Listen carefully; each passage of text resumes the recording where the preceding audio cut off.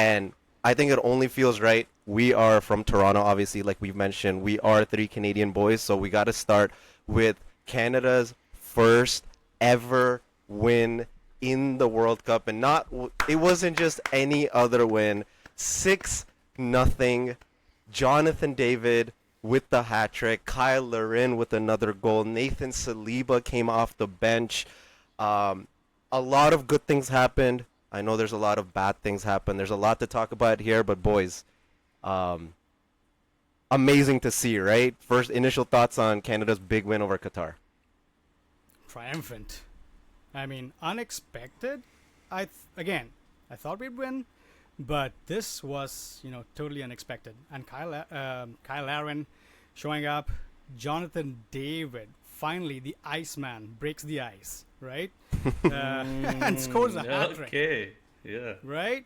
Yeah, and even he took his chances with composure, and I love the link of play.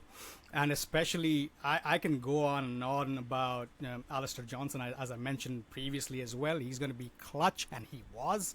And wonderful, link of play with Buchanan, Dejan Buchanan.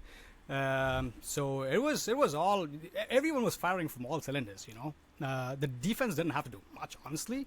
Yeah, loved it. Loved every bit of the game except for, that one... Yeah, unfortunate moment because, again, the Qatari player he did not intend to tackle, or it wasn't a rash tackle, but it was completely, it was just unfortunate, sad. Yeah, it was. I feel like that was like the only thing that put a damper on the whole proceedings. But as I think I've mentioned this before, I grew up in Qatar, and obviously I'm supporting Canada, so I was happy Canada won, but the ass whooping Qatar got, oh my god, man. They were terrible, by the way. Qatar, they were terrible, bro. I know, because back in Qatar, they opened this Aspire Academy and they kept training these athletes. They're going to have a bad time when they go back, bro. The Sheikh is not going to be happy, man. Trust me. We trained you for what, brother? Come on. Nah, they're not going to be happy at all. They're not going to be happy. But I have to say, man, like, the biggest thing going into this, the amount of question marks around Jonathan David, and the way he responded, a hat trick in the World Cup. Not a lot of people can say that. And that second goal, just flying in from the air, bang, volley. Come on, bro. That was unbelievable. That was cold. Super cold. You know what's funny? Yeah. Sorry, go. No, finish your thought actually, because I want to bring up some fun facts. I like the fact that obviously Ismail Kone got injured, which was terrible. And yeah, I think his name was Madibo, the Qatari player. He didn't mean it. Yes. It wasn't. Let me check. It wasn't like he meant to obviously hurt him or anything like that, but Bro, you can tell in this, but you can tell in the second half after Qatar, like Canada, they were up 3-0 in the first half.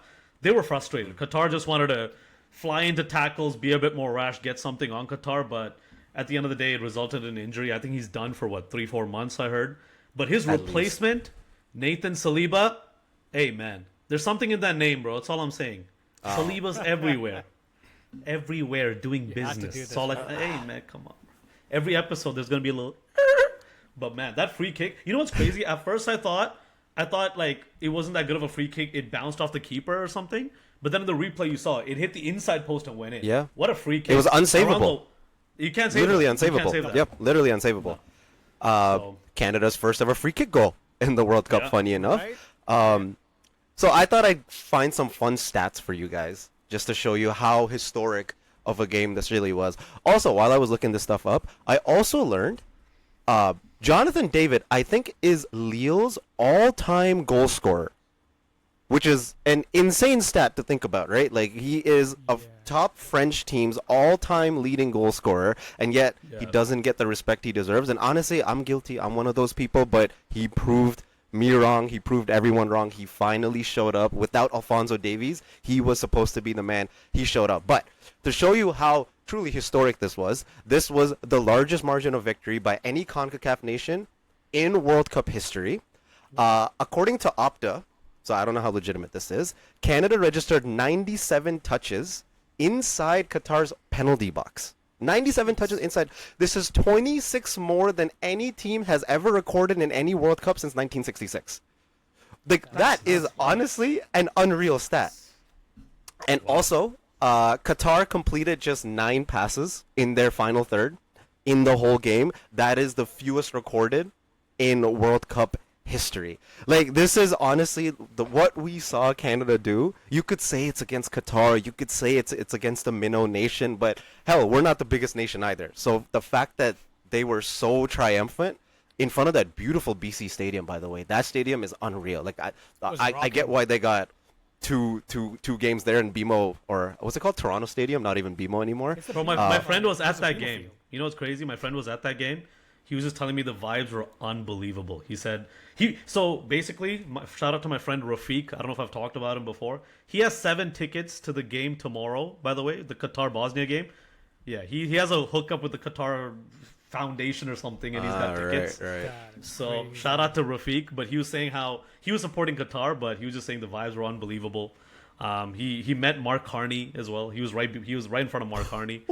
Yeah, it was nuts, bro. It was nuts. Him and his wife were taking pictures, selfies, and stuff. It was crazy. But yeah, he was just telling me how unbelievable the vibe was, and why wouldn't it be? Like, that stadium is rocking. The result was perfect. Unreal day, but again, Ismail Kone, hope you get well Yeah. soon, man. Sucks. Yeah, man, because we know how important he is. He is Yeah. arguably one of our most important players. And as great as Saliba was, it's going to be a big loss. Honestly, more than anything, I'm honestly surprised. How did Qatar even draw their first game? They did us such a solid. So Canada now has a important matchup coming up with Switzerland.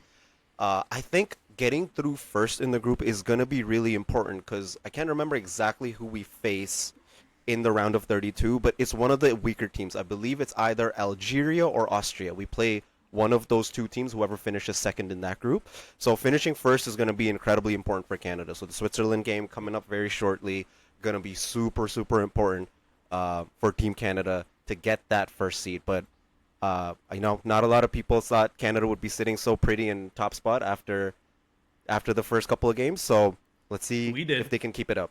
Yes, we did. Yes, we we predicted did. it. There you go. And Jonathan David's going to win Golden Boot. Fuck Messi.